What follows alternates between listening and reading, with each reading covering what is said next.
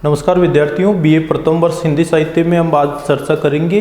प्रसिद्ध जो कहानी नमक का दरोगा है उससे महत्वपूर्ण प्रश्नों की जो परीक्षा की दृष्टि से काफ़ी उपयोगी है।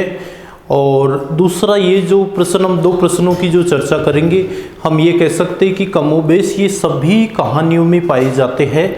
पिछले पाठ में भी मैंने आपको बताया था कि दो ऐसे प्रश्न बनते हैं जो प्रत्येक कहानी से पूछे जाते हैं और अपने एग्जाम में भी किसी न किसी कहानी में से निश्चित रूप से दो ऐसे प्रश्न आते हैं।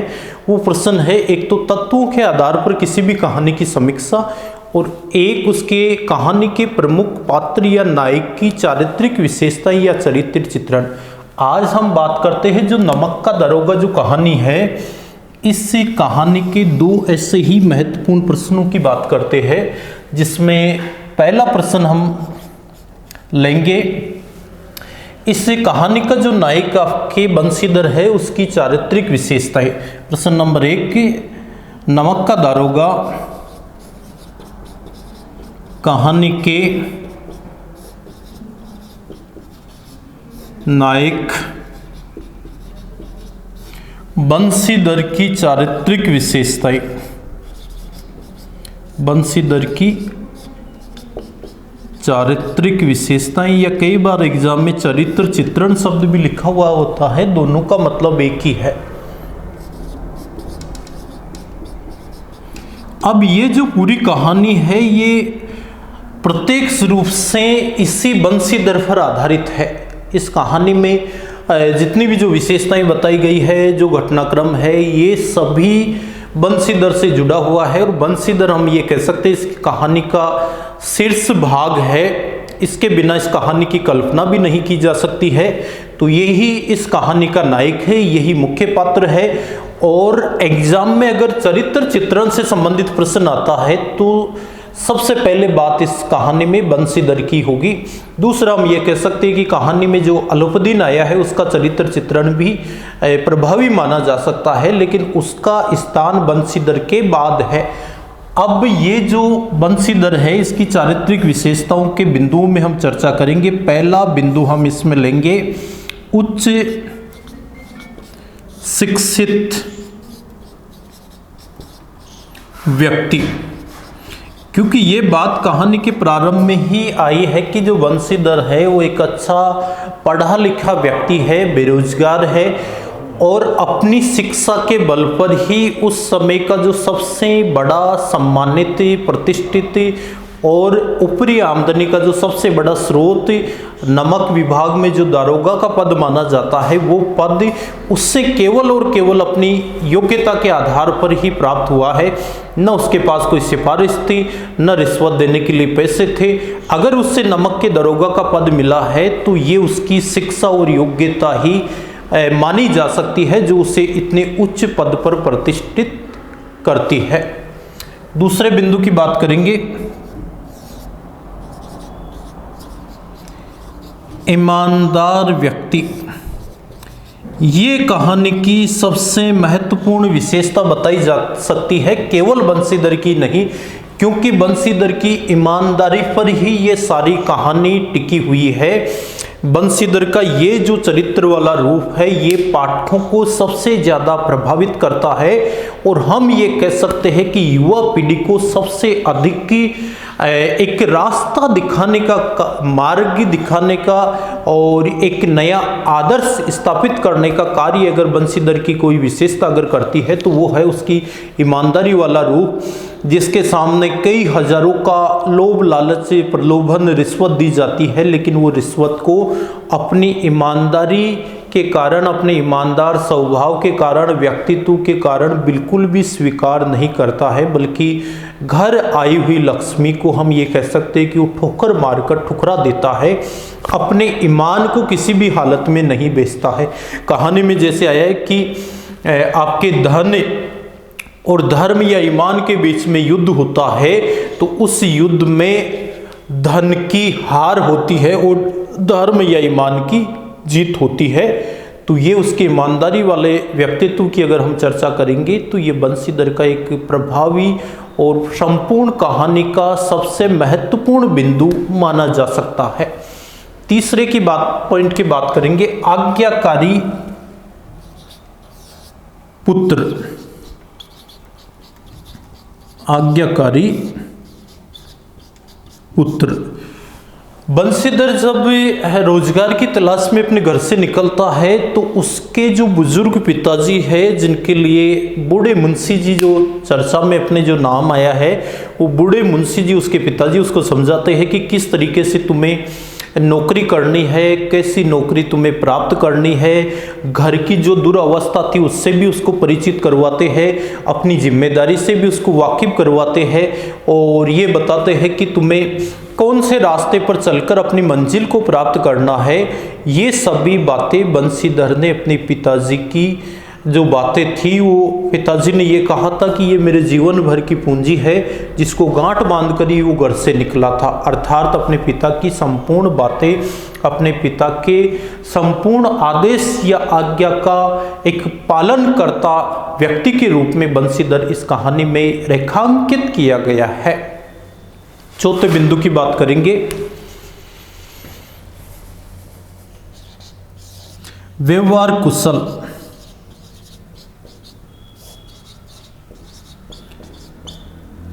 अब उसके व्यवहार की चर्चा आई है कि जब नमक विभाग में बंशीधर को नौकरी मिल जाती है तो नौकरी मिलने के 6 महीने के दौरान ही बंशीधर ने अपने व्यवहार से अपने जो उच्च अधिकारी थे उनको बहुत ज़्यादा प्रभावित किया।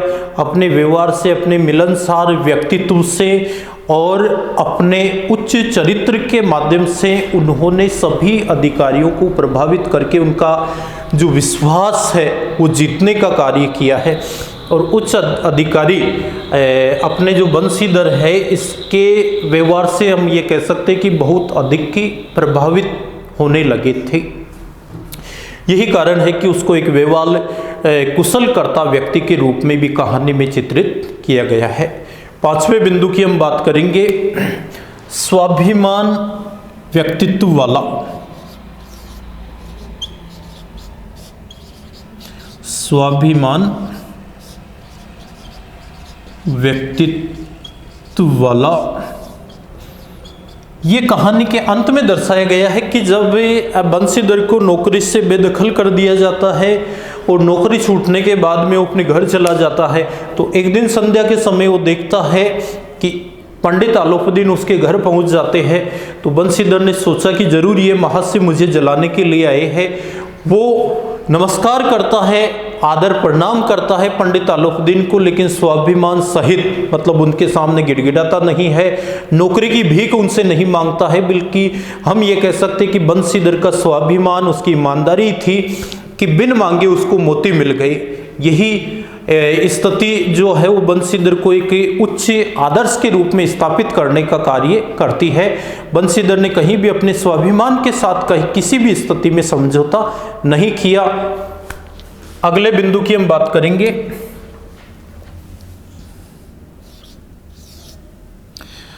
सांसारिक की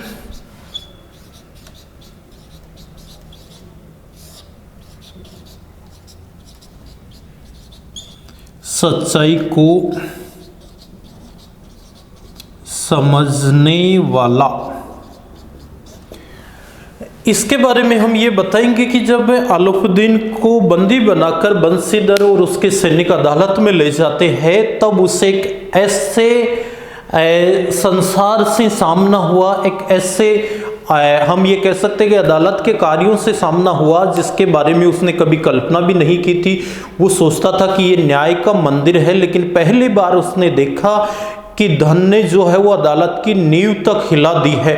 तब उसने खुद ने स्वीकार किया कि ये जो सांसारिक की कार्य प्रणाली है, आज तक मैं इसके बारे में कुछ अलग ही सोचता था, लेकिन मुझे पहली बार इस संसार की सच्चाई को समझने का अवसर मिला है।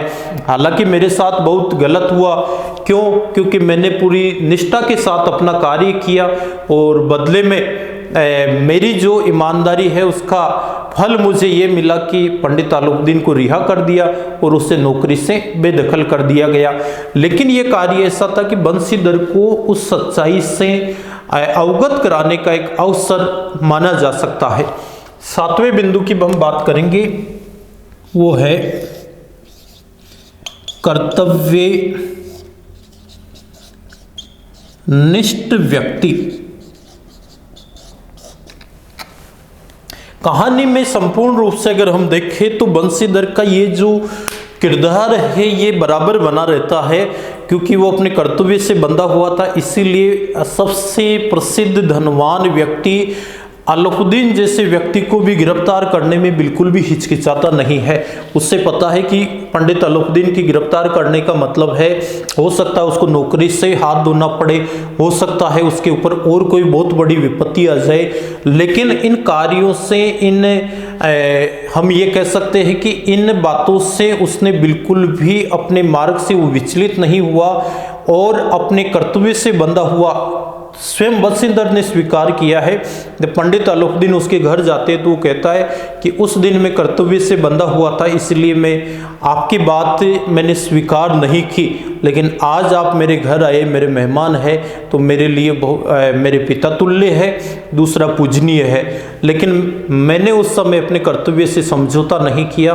तो ये कहानी हमें कर्तव्य निष्ठता की शिक्षा देती है और वो शिक्षा हमें बंसीधर के चरित्र से ही सीखने को मिलती है। इसलिए कहानी ईमानदारी के बाद अगर किसी दूसरे बिंदु की सबसे ज़्यादा इसमें चर्चा हुई है तो वो है कर्तव्य निष्ठता, जो आज के हर युवा व्यक्ति के लिए बहुत ज़्यादा ज़रूरी है कि वो अपने कार्य के प्रति पूर्ण रूप से वफादार रहे, निष्ठावान रहे।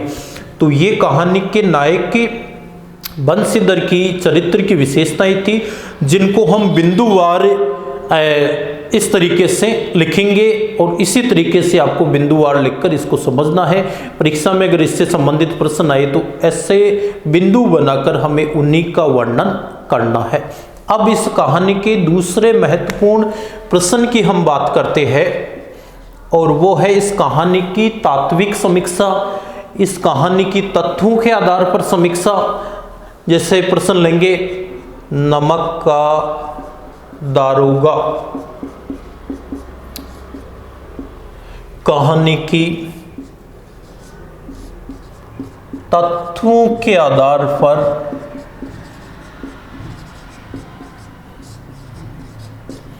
समीक्षा कीजिए।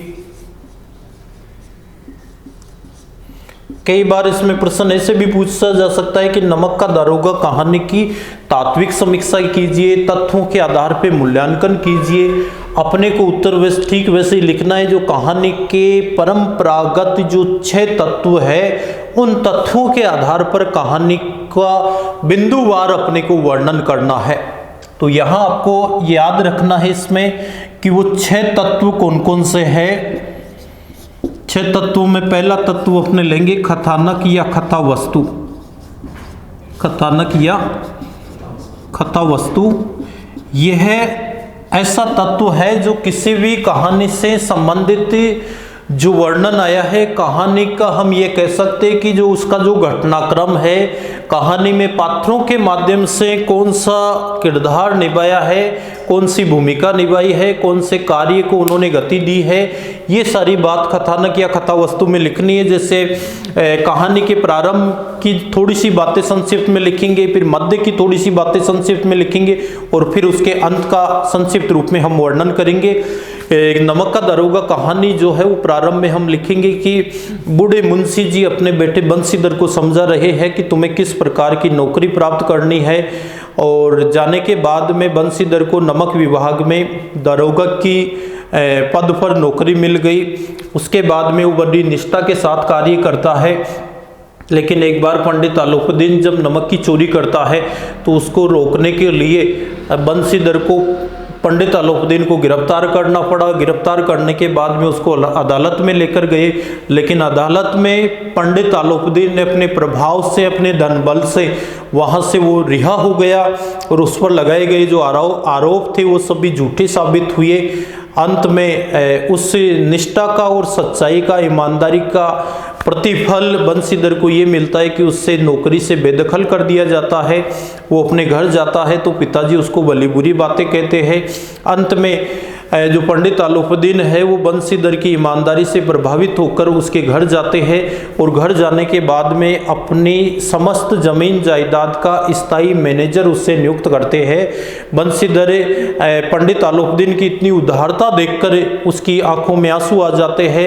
वो उनके इन महान कार्य के प्रति पूर्ण रूप से निष्ठावान हो जाता है और वादा करता है पंडित आलोपुद्दीन से कि मैं अब आजीवन ठीक वैसे ही कार्य करूंगा जैसा मैंने यमुना नदी के किनारे घाट के ऊपर मैंने किया था आपको गिरफ्तार करने वाला, अर्थात अपने कर्तव्य से किसी भी स्थिति में मैं समझौता नहीं करूंगा। ऐसी बात आपको कथानक या कथा वस्तु वाले बिंदु में लिखनी है। दूसरे बिंदु की हम बात करेंगे, इसमें वो आपको याद करना है पात्र एवं चरित्र चित्रण। तो पात्रों में आपको दो नाम इसमें याद रखने हैं सबसे ज्यादा, एक तो बंशीधर का और एक आपको याद रखना है आलोपुद्दीन का। इसके अलावा सहायक पात्रों की अगर बात करें तो वो है नमक विभाग के सिपाही, अदालत के जज, वकील, चपरासी, बूढ़े मुंशी जी अर्थात बंशीधर के पिताजी, बंशीधर की माँ और पत्नी, उनका भी जिक्र आया है आंशिक रूप से। लेकिन कहानी को गति देने वाले दो ही पात्र हैं, बंशीधर और आलोपुद्दीन। इन दोनों पात्रों के नाम और इनके चरित्र की बातें अपने को लिखनी है कि बंशीधर ने किस तरीके से ईमानदारी का परिचय दिया, पंडित आलोपुद्दीन कैसे अपने क्षेत्र के सबसे अमीर व्यक्ति थे। जगह का नाम भी हम इसमें लिख सकते हैं कि दातागंज के वो रहने वाले थे और लाखों का उनका उस समय लेन देन होता था। उस इलाके के छोटे से लेकर बड़े तक सभी व्यक्ति उनके इस कार्य से, या ये कह सकते हैं कि उनसे किसी न किसी प्रकार से जुड़ा हुआ था और नमक जैसी जो तुच्छ वस्तु है उसकी चोरी के आरोप में आलोपुद्दीन गिरफ्तार हो जाते। ऐसी बातें संक्षिप्त रूप में आपको पात्र एवं चरित्र चित्रण वाले बिंदु में लिखनी है। तीसरा इसमें बिंदु लेंगे संवाद या कथोपकथन। इसमें कहानी में जो संवाद योजना आई है हमें उसी को ध्यान में रखना है। जैसे बंशीधर ने पूछा किसकी गाड़ियां हैं, गाड़ी वालों ने कोई जवाब नहीं दिया। फिर आगे से गाड़ी वाला बोला कि पंडित आलोपुद्दीन की। बंशीधर बोलता है कौन पंडित आलोपुद्दीन, तो गाड़ीवान फिर जवाब देता है दातागंज के। ये जो संवाद योजना अपने कहानी में आई है ठीक उस तरीके की बातें अपने को संवाद योजना वाले बिंदु में लिखनी है। कहानी के उसी घटनाक्रम को उसी रूप में संक्षिप्त रूप में। चौथे बिंदु की बात करेंगे, वो है आपके भाषा शैली। भाषा शैली वाले बिंदु में कि कहानी में जैसे मुहावरों का प्रयोग अधिक हुआ है, लोकोक्तियों का प्रयोग अधिक हुआ है। इसकी जो शैली है वर्णात्मक शैली है।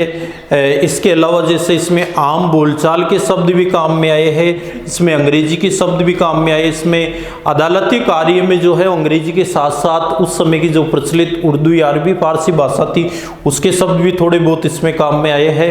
तो कैसी शब्दावली का इसमें प्रयोग किया गया है वो बात आपको भाषा शैली वाले बिंदु में लिखनी है। पांचवें बिंदु की हम बात करेंगे देश काल और वातावरण।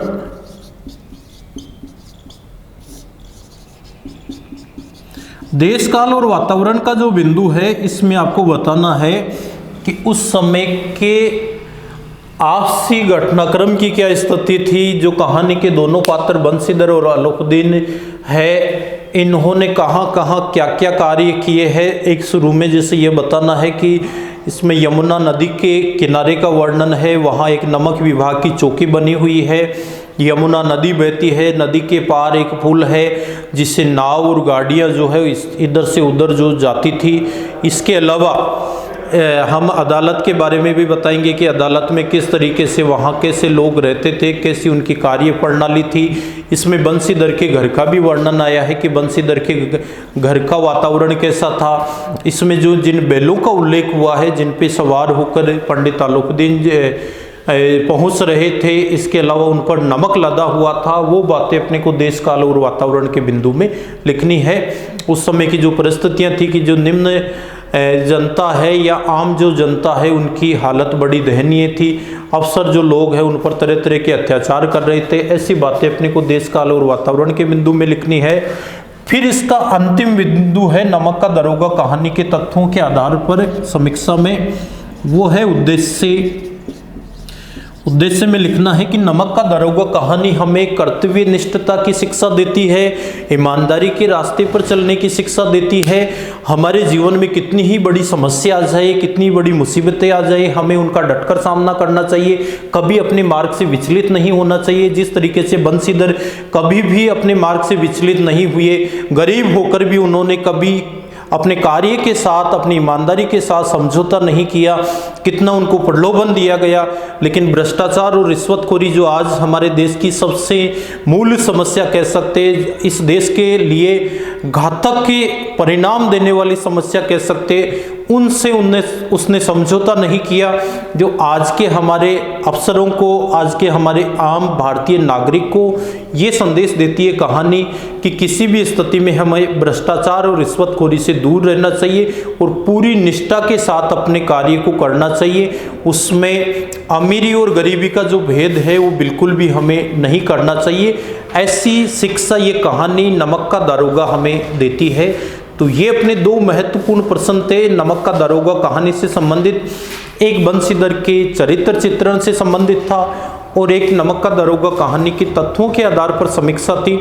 अब हम अपनी अगली कक्षा में इससे आगे का अपना जो अध्याय है मधुआ कहानी, और उसके लेखक है प्रसिद्ध कथाकार जयशंकर प्रसाद, उससे संबंधित चर्चा करेंगे। धन्यवाद।